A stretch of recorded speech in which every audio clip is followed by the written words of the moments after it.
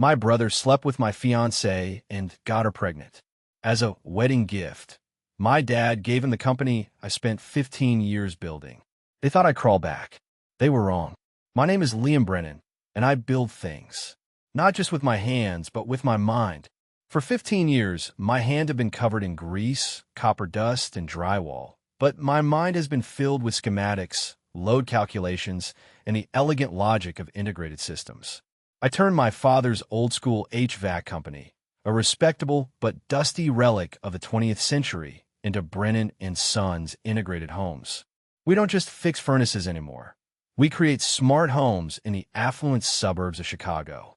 We build nervous systems out of wires and code for houses bigger than the one I grew up in. I was the one who did it. But I'm not the son in the company name that ever truly mattered. That title belongs to my brother, Caleb. Caleb is 31, 3 years my junior, and he's been the golden child since his first breath. He was the miracle baby, the one who fought through a complicated birth and a fragile infancy. My earliest memories are of hospital waiting rooms, the sterile scent of antiseptic, and the hushed, anxious tones of my parents. Even after Caleb grew strong and healthy, my father, Richard, never stopped seeing him as a piece of precious glass, something to be protected and admired, never tested. Meanwhile, I was expected to be forged steel from the age of 10. Straight A's weren't a goal, they were the baseline. Helping around the house wasn't a chore, it was my duty. While Caleb was given grace for his artistic temperament or his sensitive nature, I was given lectures on responsibility. He could drop out of college because of stress, lose thousands of dad's money on a harebrained crypto scheme, and be welcome home with a consoling pat on the back. If I was 5 minutes late with a parts delivery, I got a stern lecture about professionalism. For years, I told myself it didn't matter. I poured everything I had into the business, driven by a memory, a single moment of blinding hope from when I was 15. We'd landed a contract for a small office building, and the main boiler system was a chaotic mess of outdated pipes and failing pressure valves. 2 senior techs had tried and failed to diagnose the core issue. I spent 2 nights in the library, buried in old engineering manuals, and another night sketching out a bypass solution on a napkin. On the 3rd day, I went in with my dad and I fixed it. I, the 15-year-old kid, fixed what the veterans couldn't. That evening, as we were packing up the van, Richard put his heavy hand on my shoulder. He smelled of sweat and metal, the smell of my entire childhood. "Good work, son," he said, his voice gruff but clear. "You've got a real gift. Someday all this will be yours." That sentence became the foundation I built my life on. For 20 years, it was the fuel for every 16-hour day, every skipped vacation, every lonely night I spent mastering a new piece of code or a complex wiring technique. I held on to that promise like a holy text, believing that my work, my sweat, my merit would eventually be seen. I believed that one day my father would look at me the way he looked at Caleb. I was a damn fool. I met Ava 5 years ago. I was on site at a new luxury condo development, overseeing the HVAC integration, and she was the project manager.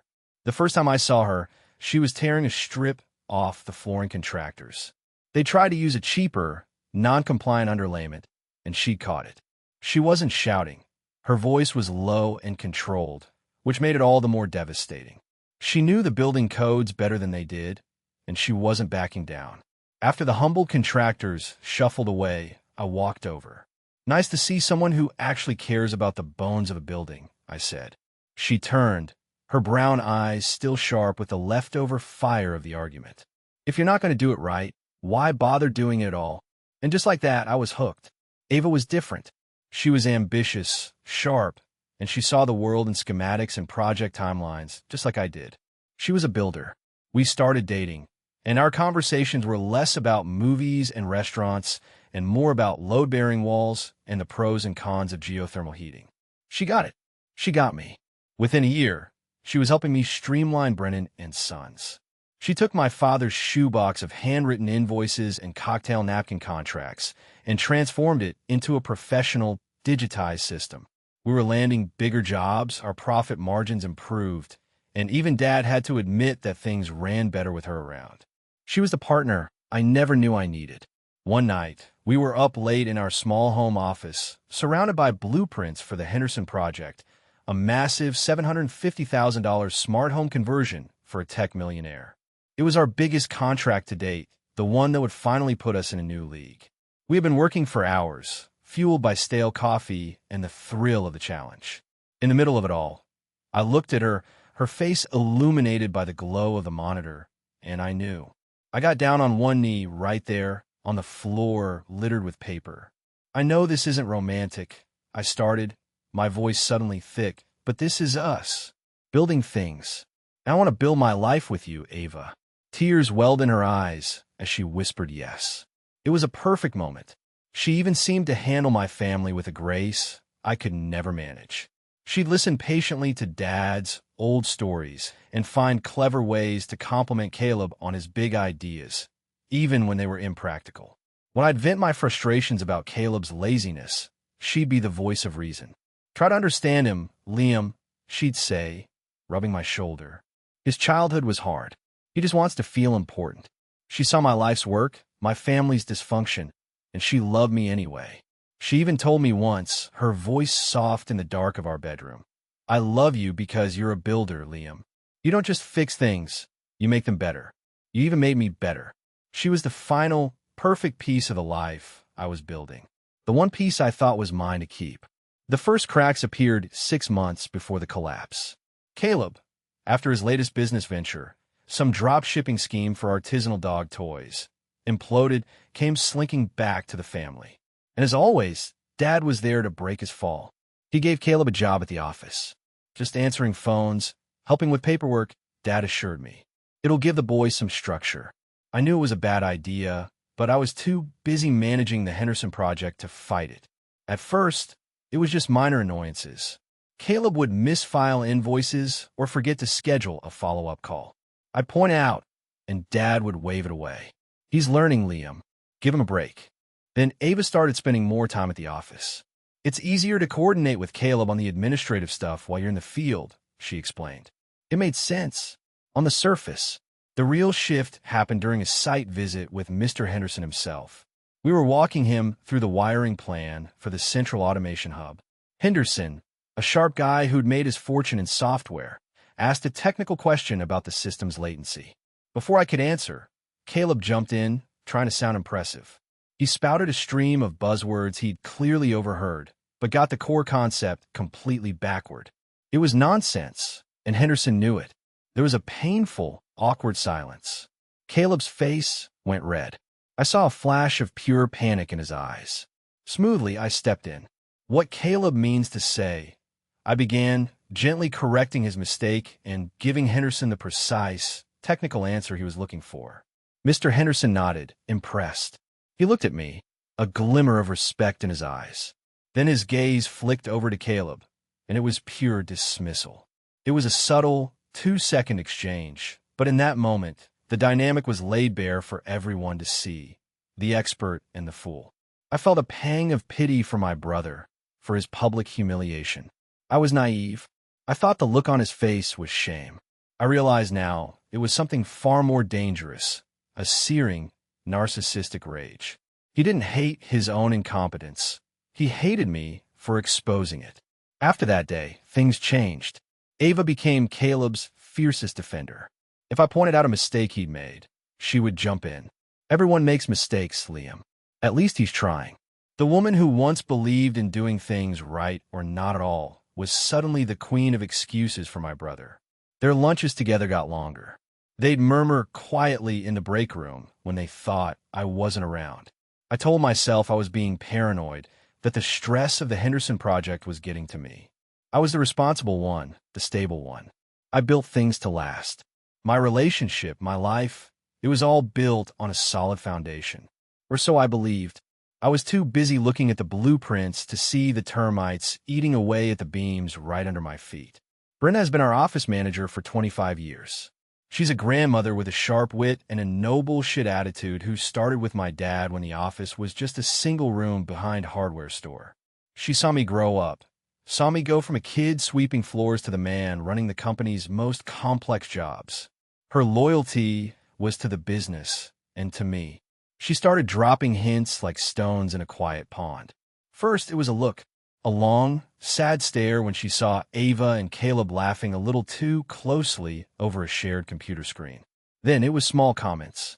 Your fiancé is putting in a lot of extra hours training your brother, she'd say, with an emphasis that felt heavy. The real alarm bell rang on a Tuesday. I came into the office to grab some schematics and found a receipt on the printer. It was from a fancy downtown restaurant, an expense claim filed by Caleb for a partner dinner with Ava. The date was from the previous Thursday night, a night Ava had told me she was stuck at the office catching up on billing. I had been on site in a cold, muddy crawl space until 10 p.m. I felt a cold knot tighten in my stomach. It could be innocent, a business dinner, but why lie about it? That afternoon, Brenda called me in her small, cluttered office and closed the door. She fidgeted with her glasses, a rare sign of nerves. Liam, she began, her voice low, I'm going to say something, and I need you to just listen. Don't get angry. Just listen. I nodded, my heart starting to pound a slow, heavy rhythm against my ribs. They think no one sees, she said, her eyes full of a deep, maternal sorrow. The long lunches where they leave in separate cars and come back in the same one. The way he puts his hand on her back when he thinks no one is looking. The whispering. She took a shaky breath. Last week, I saw them in the parking lot, after everyone else had gone home. It wasn't a friendly hug goodbye. The cold knot in my stomach turned to ice. Every instance of Ava's defensiveness, every late night at the office, every shared glance I'd ignored.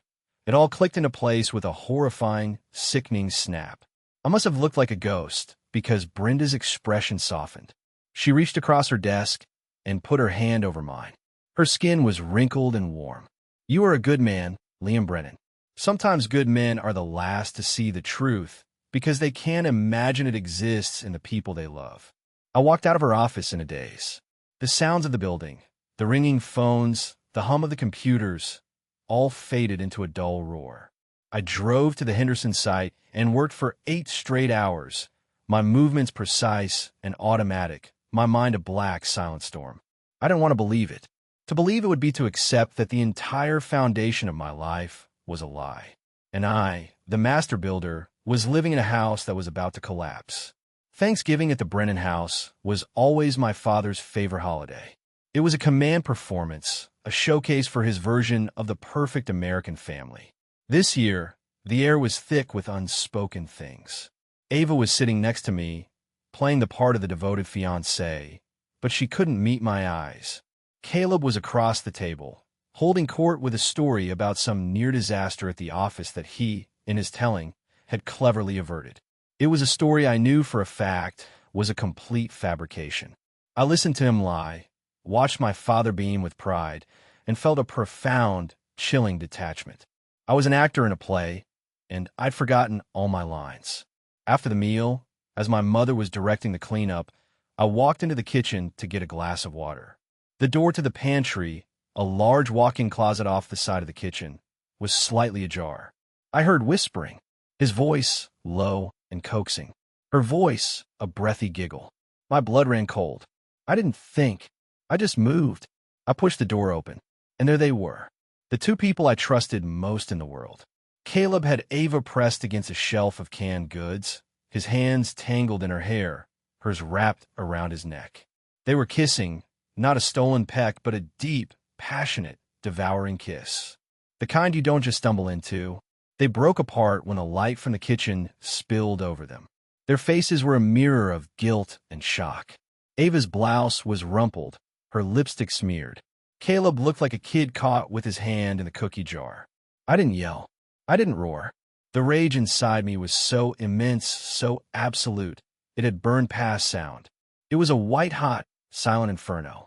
I just stood there in the doorway, and I looked at them. I let the silence stretch, letting them suffocate in it.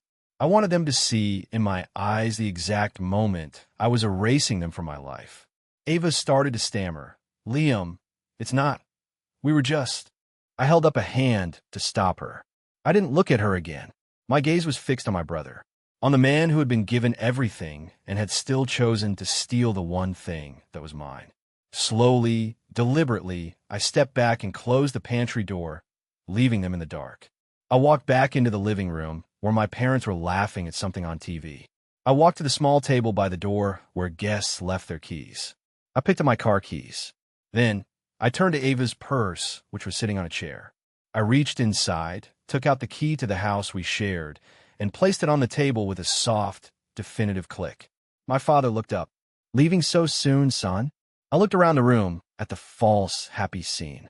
I met my father's eyes, then my mother's. Finally, I turned my head toward the kitchen, from which a guilty silence now emanated. "I think," I said, my voice unervingly calm, "the party's over."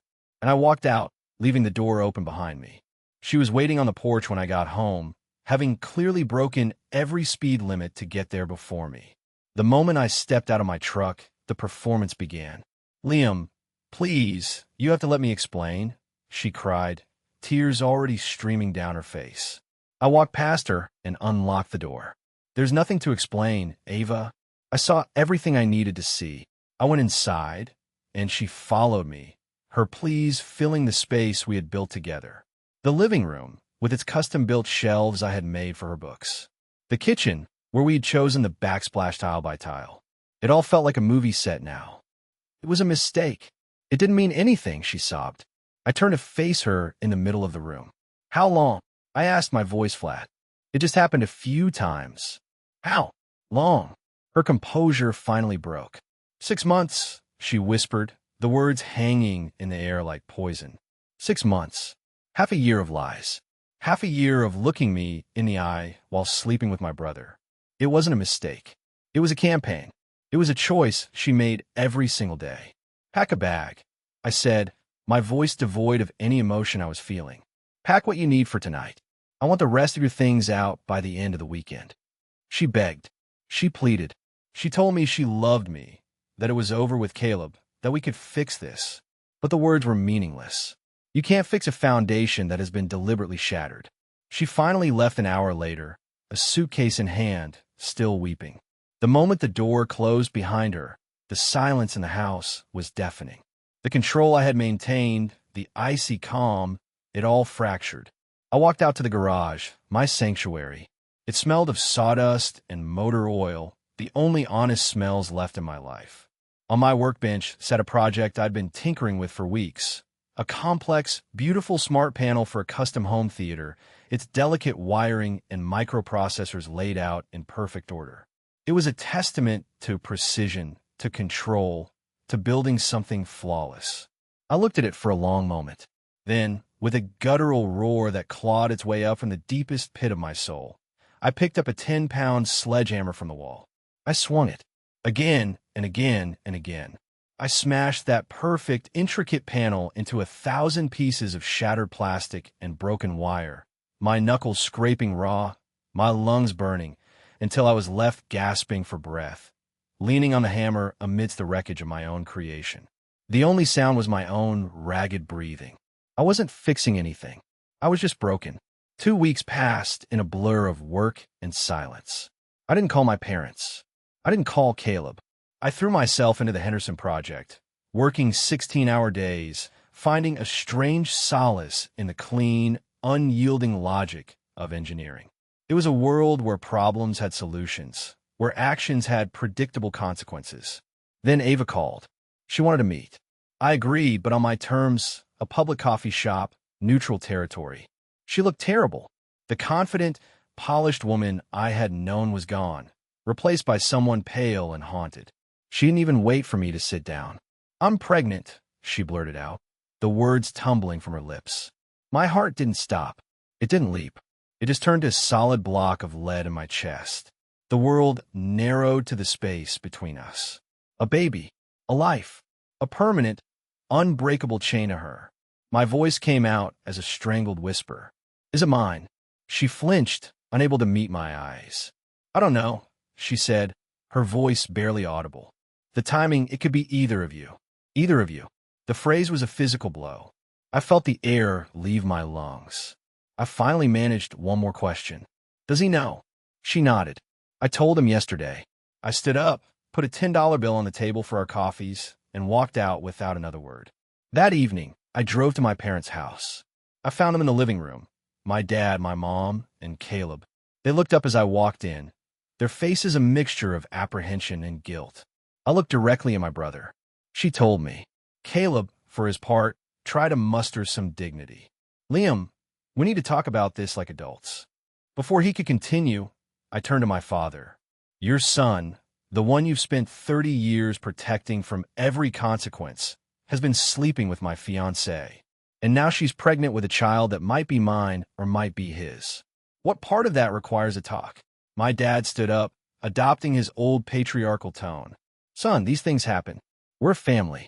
We will get through this together. Family. I let out a short, harsh laugh that made them all flinch. Is that what this is? This isn't a family, Dad. It's a cult of personality with you as the leader and Caleb as the golden god who can do no wrong. I took a step toward the door. I'm done. I'm out of the business. I'm out of this family. Don't be dramatic, my father snapped, his voice hard. You're not going anywhere. This business needs you. You should have thought of that before you raised a snake. I put my hand on the doorknob. Blood is thicker than water, Liam, he shouted. I turned back, my voice dangerously quiet. That's the problem, Dad. You've always believed that. But you're wrong. Character is thicker than blood. Loyalty is thicker than blood. And you and him, I said, jerking my head toward Caleb, you don't have either. My mother's tearful phone calls were relentless. Your father has a solution, she pleaded. Just come and hear him out. For me, against my better judgment, I agreed. Walking back into that house felt like visiting a gravesite. They were all there, a tribunal of my personal demons. Richard, my father, sat in his armchair like a king on his throne. My mother perched nervously on the edge of the sofa. And in the corner, an inseparable unit of shame and defiance, sat Caleb and Ava. Dad cleared his throat and began to lay out his grand plan. Since Ava is expecting a child, he began, his voice full of false solemnity. It's only right that she and Caleb get married. Do the honorable thing. I stared at him, saying nothing, waiting for the other shoe to drop. And Caleb, my father continued, puffing out his chest, has shown a real aptitude for the business side of things lately. He's shown initiative. I believe it's time for him to step up and take on more responsibility. It's time to prepare him to take over the family legacy. The silence that followed was broken by the sound of my own laughter. It wasn't angry. It was the pure, unadulterated laughter of someone witnessing the height of absurdity. Let me get this straight, I said, wiping a tear of mirth from my eye. You want me to come back to work so I can train the man who slept with my fiancée to take over the business I built as a wedding present for marrying her? I shook my head, still chuckling. Wow, that is quite a plan. My father's face hardened. This isn't a joke, Liam. This is about preserving this family and preserving my business. Your business. I asked. The business I modernized? The business I dragged into the 21st century? The one where I manage every high-stakes project while your chosen heir learns how to correctly file an invoice. I'm still the owner, he thundered, and I am asking you to do your duty to this family. No, I said, standing up. My voice was calm, but it held the finality of a steel door slamming shut. My duty is to myself, to my own self-respect. I looked at each of them in turn. Caleb, congratulations. You win. You get the girl. You get the company. I hope it makes you happy. I turned to my parents. Mom, I'm sorry you're caught in this. Dad, you made your choice 30 years ago. You just finally said it out loud.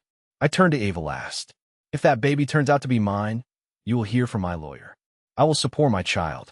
But you and I are done. Forever. As I walked to the door, my father's final, desperate shout followed me.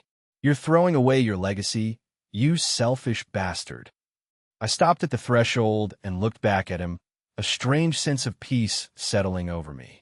No, Dad, I said quietly. I'm going to go build one. This one is rotten. I walked out of that house and never looked back.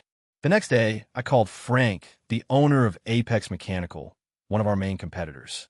I'd known Frank for years through industry events. He was a tough, honest, ex-Marine who built his company on a foundation of pure skill. Heard you might be a free agent, Frank said, his voice gravelly over the phone. You heard right, I said. Be in my office tomorrow morning. 7 a.m. Walking into Apex was like breathing fresh air after being trapped in a toxic room. There was no family drama, no unearned titles.